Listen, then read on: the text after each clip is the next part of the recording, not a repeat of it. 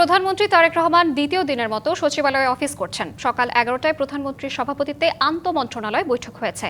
মন্ত্রীরাও ব্যস্ত তাদের নিজ নিজ কাজে। বিস্তারিত জানাতে সচিবালয় থেকে সরাসরি যুক্ত হচ্ছেন সহকর্মী শাহ ইমন। ইমন, প্রধানমন্ত্রীর কেমন দেখছেন আজকে দ্বিতীয় দিনের কর্মদিবস জানাবেন।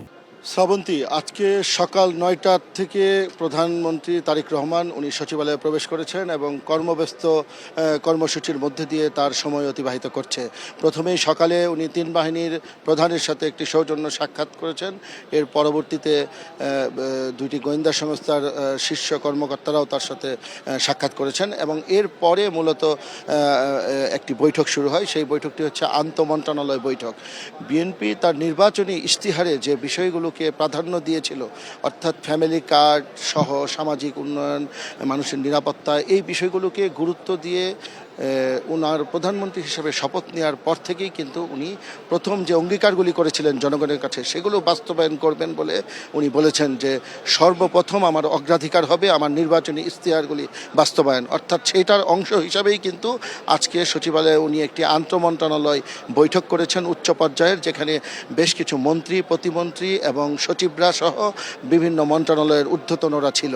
সেটি হচ্ছে যে ফ্যামিলি কার্ড দেওয়ার কথা বলেছিল, সেই ব্যাপারে একটি নীতিগত সিদ্ধান্ত হয়েছে এবং অর্থ মন্ত্রীর সভাপতিত্বে একটি কমিটি করে দেওয়া হচ্ছে। সেই কমিটি নির্ধারণ করবে যে এই ফ্যামিলি কার্ডের টাকার অঙ্ক কত হবে এবং সেটা কারা কারা পাবে, কিসের ভিত্তিতে পাবে।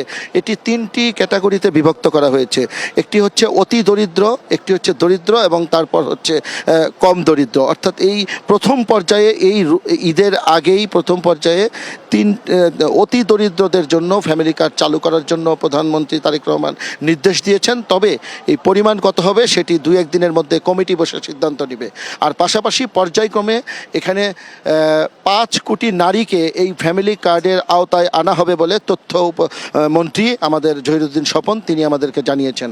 এই বৈঠকটি এখন শেষ হয়ে গিয়েছে। শেষ হওয়ার পরে এখানে মূলত বেশ কয়েকজন মন্ত্রী এসে গণমাধ্যমকে এই বৈঠকের ব্যাপারে জানিয়েছেন, যেমন তথ্য মন্ত্রী এবং সমাজ কল্যাণ মন্ত্রী জাহিদ হোসেন এবং কৃষি ও খাদ্য মন্ত্রী উনিও এখানে ছিল।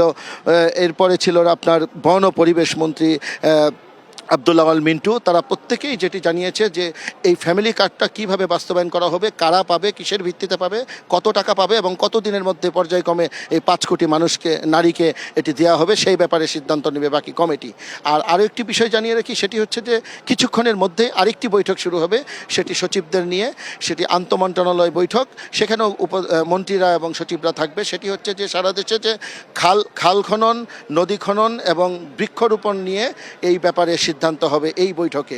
এই বৈঠকটি শেষ হলে পরবর্তীতে আমি আপনাকে আবার জানিয়ে দিতে পারবো যে এখানে কি কি সিদ্ধান্ত হয়েছে। শ্রাবন্তী, ইমন, আপনাকে ধন্যবাদ।